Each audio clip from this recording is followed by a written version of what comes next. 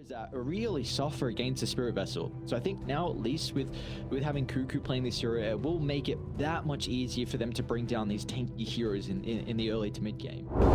Create that little bit of a gap over Thompson. He should have the easier time with being able to these last hits off, even going for that kill there and forcing Thompson to use a lot more defensive moves coming out and gets the first blood. That has to feel good. Come on, the tips have to come through. There we go. That'll do. Last hits and denies in the mid lane is Bob. Great start. They're going for another dive here, but Tino able to shrug it off for now. Oh, he gets it again, dude. Oh no. Side. Low up here. Zephyr again just playing this aggressive style. They're gonna charge for it, but yeah, pops the rod. Palos gonna get out. One more right click from afar. Cuckoo and Zephyr find the swipe. Yeah, Flash Heap still has quite a long cooldown. He's only got the 1 point into it so far, so only 5-second duration, 20-second cooldown. Gonna be in some trouble here. Shanks with the open up. What's coming though? Still have Zephyr to be able to get some distance, and now Cuckoo up to the north. He's gonna be okay. Turns onto the Shanks, but Palos is gonna charge into the middle. He recognizes that he just needs to get on top of the Nature's Prophet to stop the right clicks, and Palos does just that. Sitting in T1's favor right now, and with the regen rune, even Thompson just being able to move back towards the jungle. I actually didn't realize how low this mid tower was already. Less than quarter HP. Gonna mean that you can look to dive in through a nice kill bottom. That's the thing about the best teams in the world. You can have one lane go really poorly, but as long as the other two are just fine. I mean, that's why it was such a big deal that Bob was getting those kills solo without any other assistance. Palos is in a lot of trouble here. Ana's got plenty of movement speed to be able to continue this chase, and the T2 tower won't even be a deterrent. He doesn't get close enough to it. She might lack some early game damage now going to the mechanism and almost hand to God. We're gonna see the defense. Tino, look at the jump. Oh no, Tino evaporates. Ana playing with the unleash. Now he's gonna turn to try and bring down Palos. It's gonna be all up to Bob if they can turn this team fight back around, but the Requiem's still on cooldown, so Bob will have no answer. As Execration, they lose their tier 1 tower and they lose 2 members. Nature's Prophet right clicking you. Unleash coming through from the Marcy. It's way too much to happen. Going to the Shadow Fiend. Onslaughts out from Zephyr. Wrath and Nature Burst. It's not enough to get the kill onto Bob, and he's been able to charge up the Requiem. Tino with the Exo as well. This is a lot committed for Execration. And they just get Zephyr. I don't know if that's worth it. 2 ultimates. Yes, you keep the Shadow Fiend alive, but lame as well. Ana, he's going to find a solo kill onto Palos, so much. Oh no, he jumped in, and now with the chain force can bounce back and forth. They'll get the hand to go for the bonus heal. Now Arno is going to try and turn it around as well. They unleash for the dispel, and Arno's life still not enough. They get the kill into the Marcy, but it comes at such a grave cost, as Execration will lose all 3 members in the skirmish party. I believe. Tino, maybe. Alright, they got him. Dobson gets the double. Arno loses his streak, but all of tier 1 show up huge with the rotation down to bottom. Where do you jump? Because Arno and Wymon hand in hand. Go for Zephyr instead. Not the easiest target to bring down, especially with Wymon on the outskirts as well. This Vessel apply. It's going to stop a lot of the bonus health coming back off to the left side. They're going to be able to blow up Tino with a turnaround. It's not enough because Arna's protected with the BKB. He just shrugs off the Requiem, jumps further into the middle, secures the triple kill, and Arna's Marcy is something to fear. 11, position 4, 2200 HP, plus the extra armor that you're getting if you're able to get off that uproar. Looks Thompson and baits Arna to jump in. He gets the stun. Arna still has ages. This is, I don't know if you're ready for this team fight. Arna gets a little bit of bonus health back. Not going to be enough to hold off for the first life. And now Tino, he's got his second point of the exorcism, so he's going to charge in the middle, trying to create some chaos. Great formation out of T1, but they're retreating perfectly. In synergy is T1, making sure there's no stragglers for the easy pickings. And now with the backstab, Zephyr onslaughts into the middle with the polarize out as well. Tino's gone out of the count, and now T1, they're on pursuit for more. Cuckoo's already teleporting to the backline. Yeah, wonderful. lacking that little bit of extra damage. Again, We're going to be able to break the dismember instantly. Vincenzo's going to buy some time as well, but Palace is stuck in no man's land. Shanks is able to reveal the Blink Dagger as well. They're going to try and toss him inside the Requiem, but the Archbishop keeps Thompson alive, and now Honor is having a free fight. Again, the Mars is just jumping on forward. Zero cares in the world is Honor. Good. Might have to have some cares. Looks like he's able to walk that one off as well. Anything else that you got? Bob trying to charge up the Requiem. Need to toss him directly on top of the Shadow Thing. They're going to be able to do so with the BKB. The naked timing from Zephyr and our Execration. They got to get out. Cancel the team fight, but the dashes are there. Bob will not escape. And Noble Shanks and Thompson wants more blood. Away from deep inside the base. They've got Honor to follow up as well as T1 looking to go forward. Pillaging the base. No one is safe from the boys of T1. They're ready, and they want to convert eventually on mid. I mean, they've got the siege creep there. They've got a second wave coming. But for now, they just want to close out all of these outer towers. Middle tower has fallen. It's going to have to be a toss back into a Requiem, and there's the silence. Fast range, man. Not able to find it. Zephyr with the charge and gets the pulverize onto Tino. They're going to be able to stop it in its tracks. There's just no damage. You drop the pipe, you got the hand of God, and instantly T1 can turn it around. They're deep inside the base without a care in the world. Even the glyph is not going to be enough of a deterrent. Tino will try and charge on the Cuckoo. The physical damage is starting to rack up. Even a BKB will not do anything to protect the Death Prophet. And T1, the mid lane was rocky to start, but it did not matter. What a fine way for them to open up their run here in game one. Missing on the hook there. Wanting to, but a little bit composed. Never mind, it was a bait. It was a bait. Give me more kills. Let me add to the tally. The G's have dropped. T1 on their debut. Playing game one.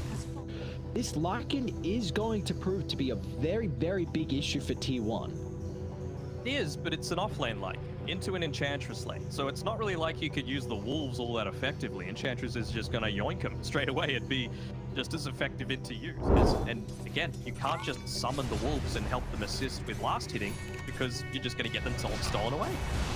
Bob, is he going to go for this Thompson? Oh no! Another solo kill from Bob. Top Flamingo's pop, he just charged in. Gives him the outplayed voice line once again. Well, we saw how that worked last. Back to base, pick up the boots of speed and a wind lace. Bottom lane, Palos. Vincenzo's doing a really good job to put some pressure onto Cuckoo to try and zone him away from the Death Prophet, but Cuckoo plays the distance, makes sure the poison attack continues to stack up, and now Zephyr's also hunting Vincenzo on the tree line, so T1, they're going to find a double kill for Cuckoo down bottom. But the damage has been dealt. Palos doesn't have the resources now until the cell is given over to play this lane. It does feel like you need that 1 point in the living armor. It's real power coming. That's a T2 tower!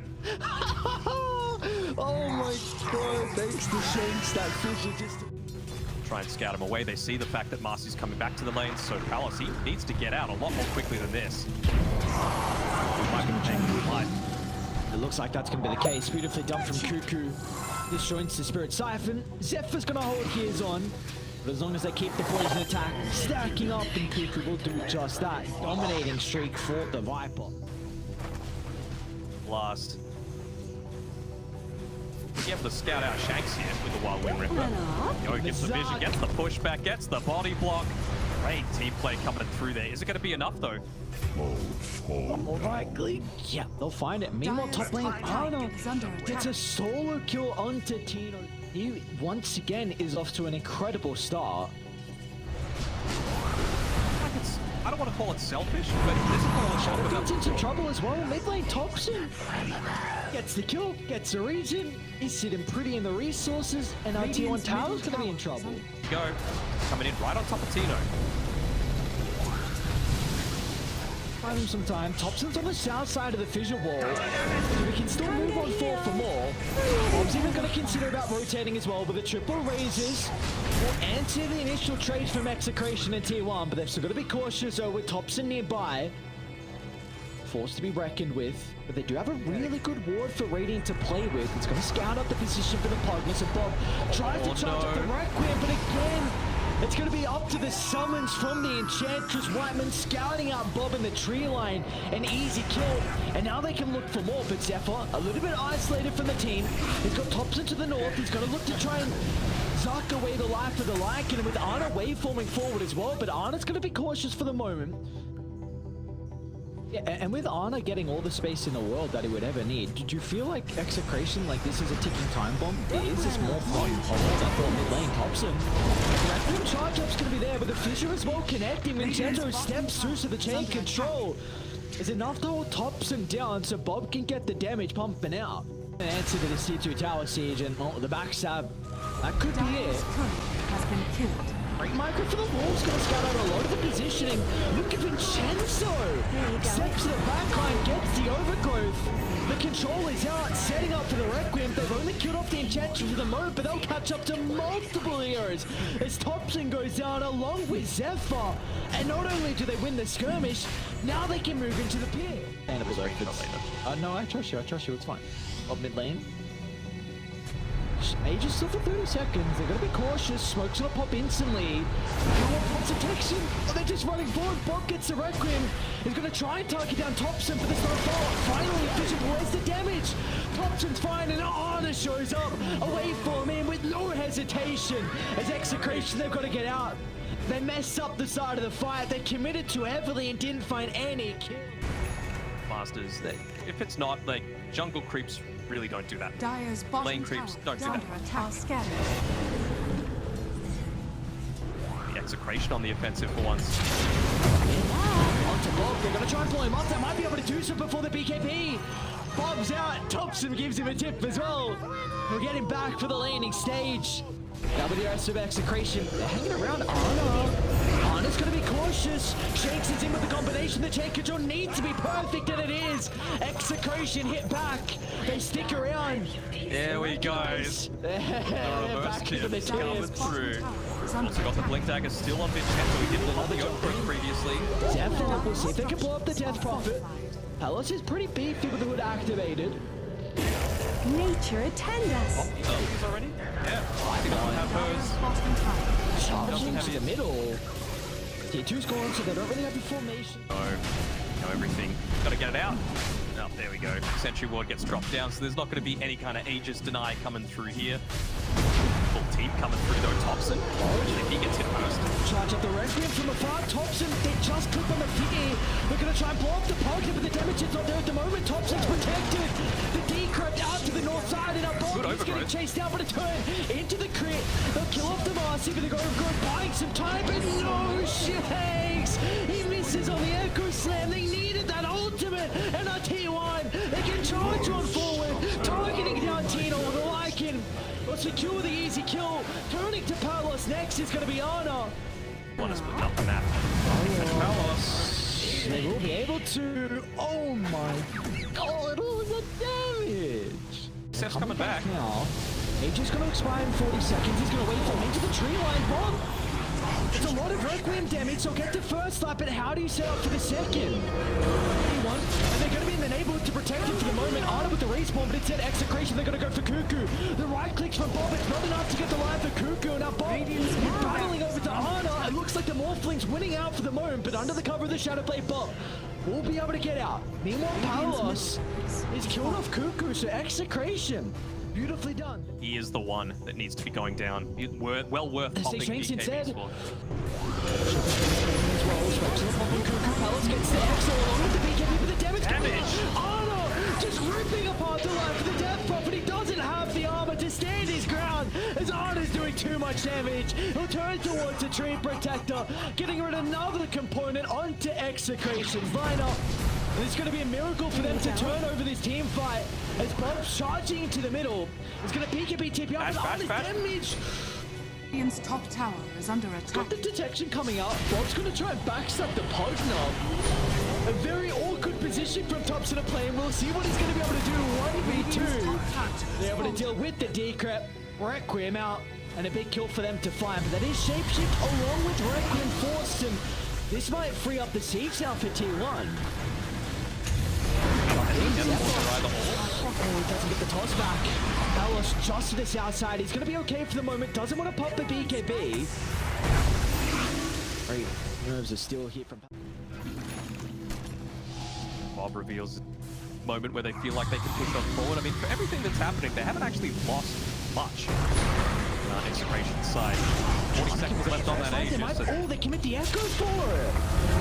Maybe it's going to be the Requiem 4. The respawn optics be perfect with the timing. Got the bash. He is with the damage. It's not coming fast enough. Ana pops the BKB and just turns it around. They never stood a chance into the Morphling. But maybe off the back of the buyback, T1 need to respect this. It's Vincenzo though. He doesn't have the overgrowth to work with. It's going to be off the back of Palos just running into the middle. They're going to be cautious though. Inside the base, waveform in, Shakes with the pushback, but the damage isn't there. Ana's going to be okay, steps outside the base. They are getting ratted though. T1 need to address this. Tino's going for tier 4s. Where are you going? They hold him back. That's the question. Want to try and catch them on the retreat. No buyback available. Get the break onto the Enchantress though. They might be able to take her out really quickly. Alright, that's a free kill. Can't stick around for too long though. Get the jump in. He's going to pop DK bash slip, and now with the bashes, Bob's in trouble. He brought back prior. You need to use everything to keep the Shadow Fiend alive, and they've got nothing in the tank. Bob goes down, dead for 2 minutes. This is the window now for T1 to close out this series. They're going to be able to siege much faster than Radiant. The Shadow Fiend won't even have a possibility of respawning. Because look at the damage coming out from T1. It's going to be a miracle if they can hold it on Execration. And even though Shakes, boy, it's a double Echo Slam. It is not enough.